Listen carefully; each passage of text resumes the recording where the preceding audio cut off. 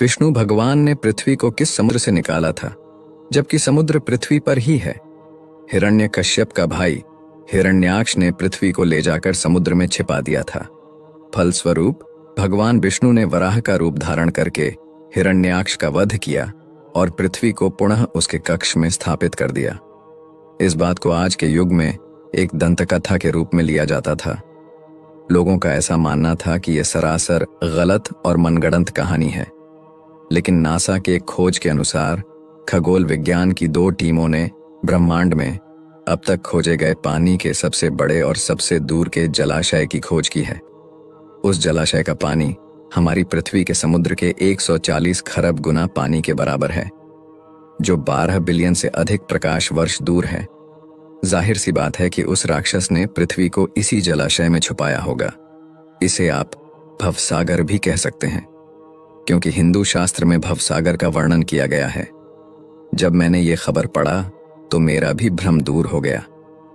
और अंत में मैं सिर्फ इतना ही कहना चाहूंगा कि जो इस ब्रह्मांड का रचयिता है, जिसके मर्जी से ब्रह्मांड चलता है, उसकी शक्तियों की थाह लगाना एक तुच्छ मानव के वश की बात नहीं है।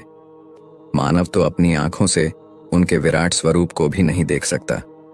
कुछ महान लोग, जिन्हें ये लगता है कि हमारा देश और यहाँ की सभ्यता गंवार है, जिन्हें लगता है कि नासा ने कह दिया तो सही ही होगा, जिन्हें यह लगता है कि भारत की सभ्यता, भारत का धर्म और ज्ञान विज्ञान सबसे पीछे है, उनके लिए मैं बता दूं कि सभ्यता, ज्ञान, विज्ञान, धर्म, सम्मान भारत से ही शुरू हुआ है। अगर आपको इस पर भी सवाल करना है तो आप इतिहास खंगाल कर देखिए। जिन सभ्यताओं की मानकर आप अपने ही धर्म पर सवाल कर रहे हैं, उनके देश में जाकर देखिए। उनके भगवान तथा धर्म पर कोई सवाल नहीं करता, बल्कि उन्होंने अपने धर्म का इतना प्रचार किया है कि मात्र 2000 साल में ही आज संसार में सबसे ज्यादा ईसाई हैं। और आप जैसे बुद्धिजीवी सेकुलरों का धर्म परिवर्तन कराते हैं। और आप ही हैं जो खुद अपने ही देश और धर्म पर सवाल करते हैं। अगर उनकी तरह आपके भी पूर्वज भी बंदर थे तो आपका सवाल करना तथा ईश्वर पर तर्क करना सर्वदा उचित है। कौन होता है नासा, जो हमें ये बताएगा कि आप सही हैं या गलत? हिंदू धर्म कितना प्राचीन है, इसका अनुमान भी नहीं लगा सकता नासा। जब इंग्लैंड में पहला स्कूल खुला था, तब भारत में लाखों गुरुकुल थे और लाखों साल पहले 4 वेद और 18 पुराण लिखे जा चुके थे। जब भारत में प्राचीन राज प्रथा चल रही थी, तब ये लोग कपड़े पहनना भी नहीं जानते थे। तुलसीदास जी ने तब सूर्य के दूरी के बारे में लिख दिया था, जब दुनिया को दूरी के बारे में ज्ञान ही नहीं था। खगोल शास्त्र के सबसे बड़े वैज्ञानिक आर्यभट्ट, जो भारत के थे, उन्होंने दुनिया को इस बात से अवगत कराया कि ब्रह्मांड क्या है, पृथ्वी का आकार और व्यास कितना है।